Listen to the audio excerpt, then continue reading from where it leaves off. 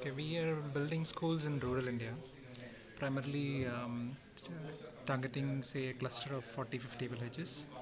And we are building a larger school, not a smaller school. And infrastructure is in comparison to the schools what is available in the cities. And the challenge is we want to offer it free of cost. There is no tuition fee for. We are primarily tackling the bottommost 2% of the population, underprivileged children, school dropouts, and people who are not currently covered by the system, and that is what we are taking. We are starting our pilot in Bihar, Darbhanga. We are working with Dr. Kalam's colleague, ex-colleague and friend, Mr. M.B. Verma. In fact, when we met Dr. Kalam in 2008, he asked us to start in Bihar. That's why we are starting in Bihar. The one greatest thing is that the villages came forward to donate land, almost close to 10 acres of land to build this school, and they have formed a trust, and the idea is that they will take over and run the school in 15 years time. So they once they attain certain level of maturity, and we have set up a global organization for funding. So there are organizations available in US, UK, and we have a what do you call as a global membership program primarily, which acts like linking people all over the globe to the project.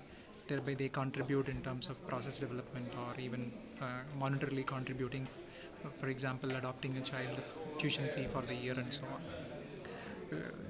We want to build around 6,000 schools across India. That is the target, and we want to follow the same model.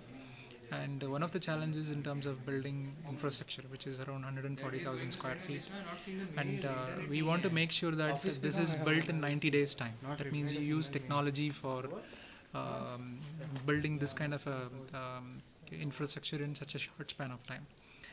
The idea is if the local population actually sees the way the building is coming up, they would be in a position to appreciate technology and education, and in that way we are basically making it work for them.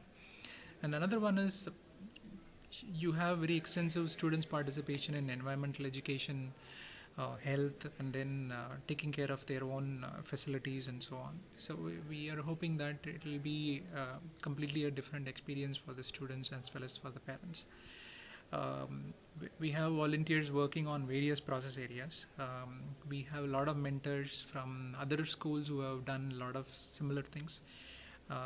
We work with Auroville a lot in Pondicherry, where we have taken a lot of things which they have experimented in terms of infrastructure, curriculum, as well as other projects, and then we are replicating that in the pilot school.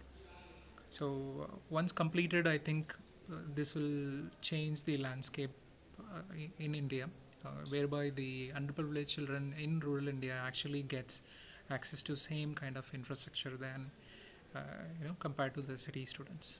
So that is what we are aiming for.